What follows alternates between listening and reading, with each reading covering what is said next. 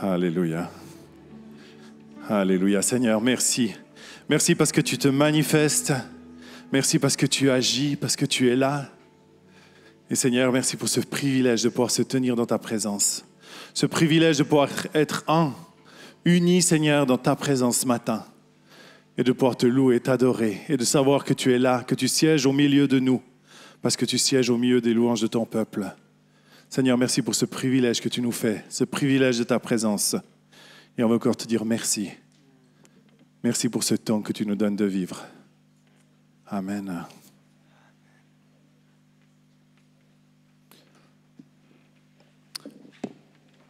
On va vivre un temps maintenant, un temps de reconnaissance de ministère. Il y a 2 ans en arrière, plus ou moins, au mois d'avril 2021, on a pris un temps pour reconnaître mon ministère d'apôtre ici dans cette église. Certains étaient là, d'autres n'étaient peut-être pas là. Et puis, à la fin de ce temps, on a dit, voilà, c'est le début d'une étape. On va aller de l'avant pour reconnaître d'autres ministères, parce qu'on croit à l'importance de cette reconnaissance des ministères dans un but que Dieu a voulu. Et j'ai juste envie de lire quelques versets dans Éphésiens 4. Éphésiens 4 parle de ces différents ministères dans un but précis. Alors, je vais juste lire à partir du verset 11 et ensuite je vais développer un peu. C'est lui qui a donné, donc Christ, qui a donné les uns comme apôtres, les autres comme prophètes, les autres comme évangélistes, les autres comme pasteurs et docteurs, pour le perfectionnement des saints, cela en vue de l'œuvre du service et de l'édification du corps du Christ, jusqu'à ce que nous soyons tous parvenus à l'unité de la foi et de la connaissance du Fils de Dieu, à l'état d'homme fait, à la mesure de la stature parfaite du Christ. C'est bon de se rappeler que c'est Christ qui a donné des ministères à l'Église. Et pourquoi Christ a donné des ministères à l'Église? Pas pour faire des super-héros qui savent tout faire et puis qui vont faire tout le job de l'Église, mais pour l'édification du corps, pour que l'Église finalement puisse rentrer dans le service auquel elle est appelée. Parce qu'on est tous appelés au service du ministère. Le corps de Christ en entier est appelé à la maturité. On n'est pas juste appelé à chauffer des chaises, parce que chez nous, ce n'est pas des bancs. Donc, on ne chauffe pas des bancs d'église, on chauffe des chaises d'église. Donc, on n'est pas appelé à chauffer des chaises d'église et à donner notre dîme seulement, mais on est appelé à être ses témoins, ses disciples de Christ, qui sommes disciples, mais qui faisons des disciples, qui partageons ce qu'on a reçu à d'autres et qui allons. Et le but des ministères, c'est d'équiper le corps, de donner au corps ce qu'on a besoin pour pouvoir aller plus loin, pour pouvoir grandir. Et c'est ça le plan de Dieu.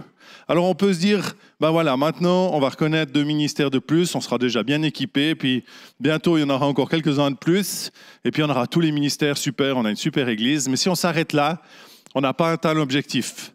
On aura atteint l'objectif si le corps, nous tous, on se met en mouvement dans l'appel qui est le nôtre d'aller et de faire des disciples. Et on est tous appelés dans des endroits différents. Hier, on avait la formation dans le cadre de Gospel Wave.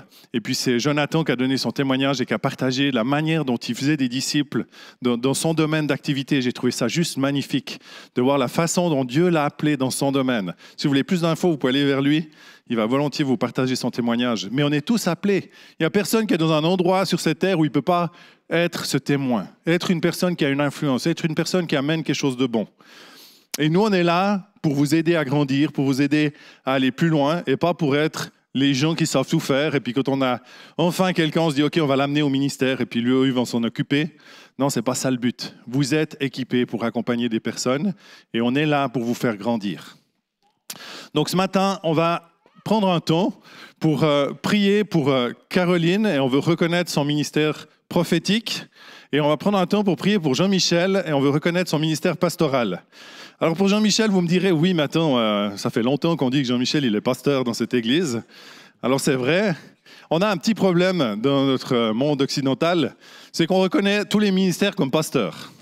Alors à l'extérieur de l'église, quand on me dit, tu fais quoi dans la vie? Je dis, je suis pasteur, parce que si je leur dis, je suis apôtre, ils se disent, attends, c'est quoi ce gaillard? Donc, on est des pasteurs à l'extérieur de l'Église. Mais dans l'Église, on a envie de pouvoir reconnaître la réalité de nos ministères. On avait aussi envie de pouvoir établir Jean-Michel dans son ministère de pasteur. Parce qu'on le voit, il porte du fruit dans ce ministère. Quand on est à l'extérieur, on dit, si on doit prendre un modèle et un exemple d'un pasteur, c'est Jean-Michel, selon ce que la Bible dit du pasteur, du berger, de la personne qui prend soin, qui fait grandir une personne, qui prend soin qu'elle puisse être aussi, que son cœur soit restauré, je cherche le bon mot, et on avait vraiment envie de pouvoir l'établir dans ce ministère-là et reconnaître ce ministère sur sa vie, pas juste, on a engagé un pasteur, mais reconnaître le ministère pastoral sur sa vie et prier pour lui ce matin. Alors, j'aimerais vous inviter à venir, Caroline et Jean-Michel, et puis j'aimerais inviter le conseil, l'équipe de ministère à pouvoir venir aussi. Je crois qu'on peut juste aussi les applaudir pour leur engagement.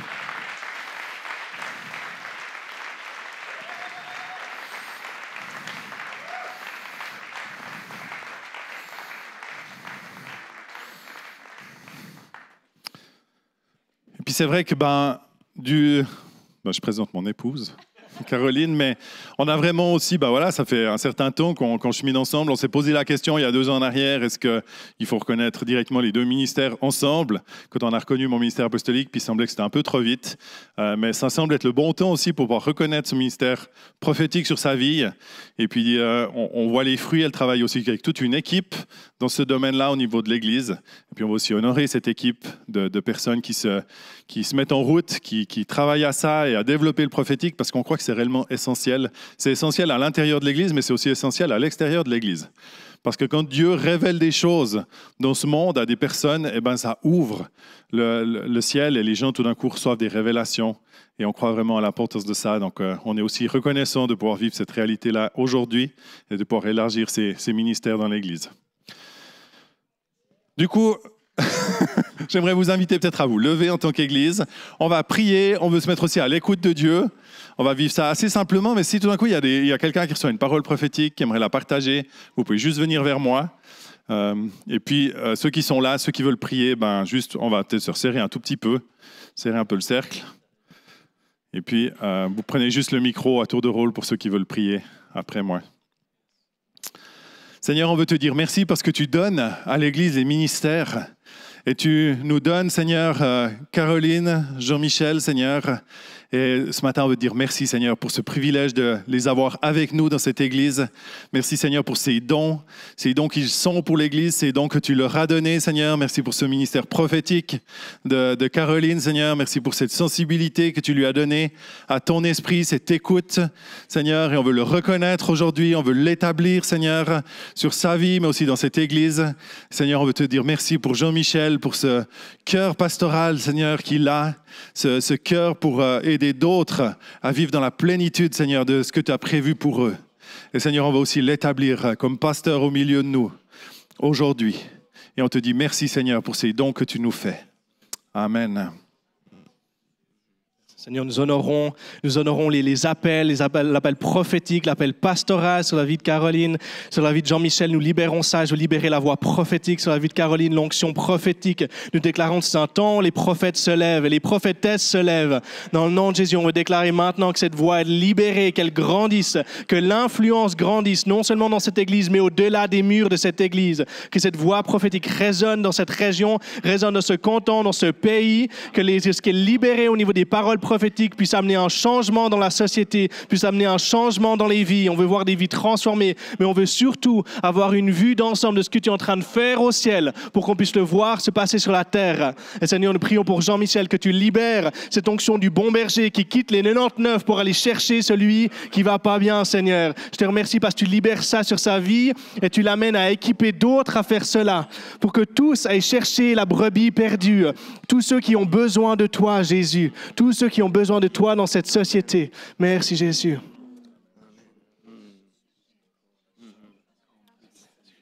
Amen. 1, 2, 1, 2. Amen. Seigneur, merci pour cette bénédiction, Seigneur, qui sont pour cette Église.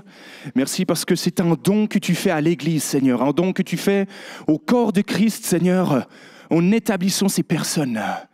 Et j'avais cette image, c'était comme si je voyais chaque ministère. C'est comme si Dieu leur donnait un sac rempli de graines Elle leur donnait ce don de semer dans le cœur des personnes de l'Église. Et j'aimerais vous inviter, nous, en tant qu'Église, à avoir ces cœurs, cette terre qui est prête à recevoir cette semence du pasteur pour que nous aussi, nous puissions avoir cette fibre pastorale, que nous puissions aussi recevoir cette fibre prophétique. Et je crois que chacun de nous, on est appelé à préparer notre cœur à recevoir de la part de ces personnes à qui Dieu a donné cette capacité de nous édifier, de nous encourager, de nous permettre de grandir tout à chacun. Et autant on reconnaît ces personnes et autant ça veut dire qu'on reconnaît que l'Église a besoin de grandir et que l'Église est en marche. Et j'aimerais vraiment vous inviter à être participants de cela. C'est une bénédiction pour nous, pour l'Église, pour le corps de Christ en général. On ne veut pas les garder juste pour nous, mais on prie, Seigneur, que tu puisses aussi ouvrir des portes pour eux, au-delà de cette Église, Seigneur Jésus. Que l'appel que tu as mis sur leur vie soit non seulement pour le Gospel Center Oron, mais pour les autres Gospels et même d'autres encore plus loin, Seigneur. Merci parce que tu élargis l'espace de leur influence, Seigneur. Amen.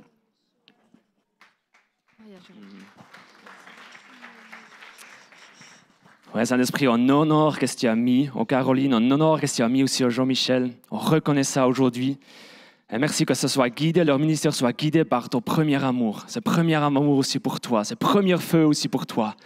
Et merci aussi, comme Jean-Michel, il prend soin aussi des cœurs, que toi, tu prends soin aussi de son cœur. J'aimerais aussi ces paroles pour toi, Jean-Michel. Vraiment, Dieu, il prend soin de ton cœur. Moi, je vais prendre soin de ton cœur. Quand tu donnes, moi, je vais te remplir de nouveau, de nouveau, de nouveau. Vraiment, sois béni avec ça. Vraiment aussi, Caroline, pour toi, vraiment, cette parole, je voyais cette lionne. C'est comme Dieu te dit, Caroline, je vais rugir, je vais rugir à travers toi. Je vais sortir de toi. Le Saint-Esprit va sortir de toi, va vraiment amener ta parole de toi. Vraiment, je te fais confiance. Jésus dit, Dieu il dit, je te fais confiance, Caroline, je te fais confiance. Je te mets les paroles sur ton cœur et ça brûle sur ton cœur et ça va sortir. Et vraiment, fais-moi confiance quand tu vas délivrer la parole, ça va toucher les personnes. Parce que ça va édifier les personnes, ça va encourager les personnes. Vraiment, Dieu veut rugir, ça va être une saison que tu veux rugir à travers toi et vraiment bénir le corps du Christ. Amen. Je recevais une parole pour vous, Caroline, Jean-Michel, mais tout le conseil aussi, tout le corps de l'Église également. On peut avoir confiance en Dieu. Et alors que le monde est secoué, alors qu'il va être secoué, peut-être encore davantage, plaçons notre confiance, placez votre confiance sur le seul rocher qui ne bouge pas, à savoir le rocher de Jésus-Christ. Et en parallèle, ce qui a été dit, Dieu nous fait confiance et Dieu vous fait confiance aussi.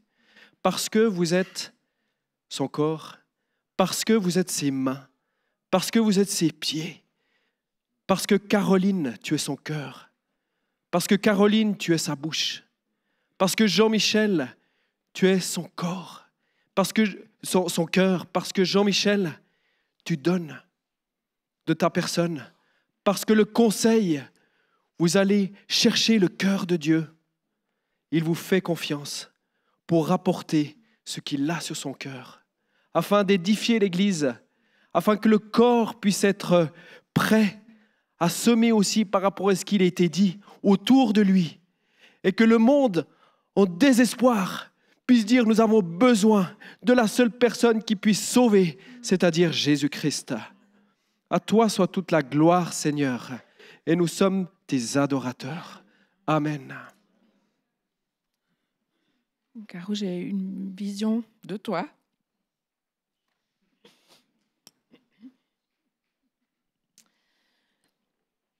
La première chose que j'ai entendue, c'est Dieu qui disait « Tu es ma fille bien-aimée, en qui j'ai mis toute mon affection. » Et à partir de ce moment-là, je t'ai vu au fait changer de terrain, changer de sol au fait. Tu t'es déplacé et tu as changé de terrain et je t'ai vu te positionner sur un terrain qui était solide, qui était ferme. Et je crois qu'à partir de ce jour, il y a un nouveau positionnement pour toi. Et tu vas pouvoir te tenir d'une façon différente sur ce terrain qui est vraiment ferme.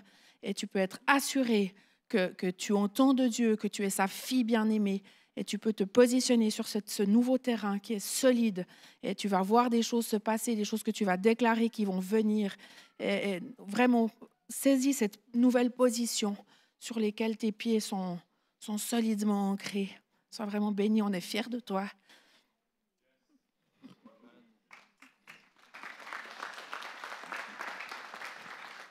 J'ai un mot pour Jean-Mi. J'aimerais te dire merci. L'autre jour, je suis sortie de la Migros.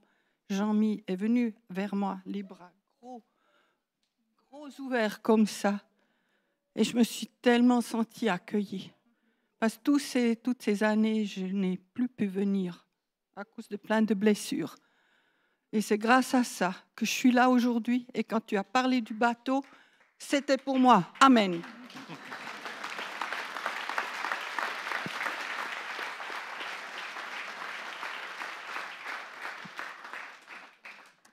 J'aimerais prier pour le prophétique dans l'Église. Alors merci Seigneur pour ce ministère que tu lèves au milieu de nous. Et je me rappelle qu'il y a eu un appel prophétique sur cette Église. Et quand Blaise est parti, il y a eu comme un coup de frein. Et il y a eu des visions, comme quoi Dieu, il n'était pas arrêté, il allait continuer, il allait lever, pas un prophète, mais des prophètes. Et je veux prier pour l'équipe de prophètes qui est en train de se lever. Merci Seigneur de les équiper, de leur donner de travailler ensemble, de s'encourager, de se fortifier l'un l'autre. Et merci pour Caroline que tu donnes pour guider, pour leader cette équipe. Et puis, Paul a dit aspirer, et il parlait à l'Église, il ne parlait pas au ministère. À l'Église, aspirer aux dons les meilleurs et surtout celui de prophétie. Et j'aimerais, Seigneur, que tu répandes ton esprit de prophétie au milieu de ton peuple. Que dans tout ce que nous faisons, nous ayons un aspect prophétique. Que ce soit pour prier pour les gens, que ce soit pour l'accueil, que ce soit pour ceux qui s'occupent des enfants. Dans tout ce qu'on fait, Seigneur, que tu puisses parler à travers nous. Et je veux prier vraiment, Seigneur, que ce soit ton esprit qui se répande et qui nous touche chacun. Et que tu donnes à Caroline ce courage et cette force d'aller vers tous les groupes pour réveiller cet aspect prophétique dans chacun des ministères, dans chacun des services de notre Église. Pour ta gloire, Seigneur, pour ta gloire, pour que tu sois élevé au-dessus de tout. Amen.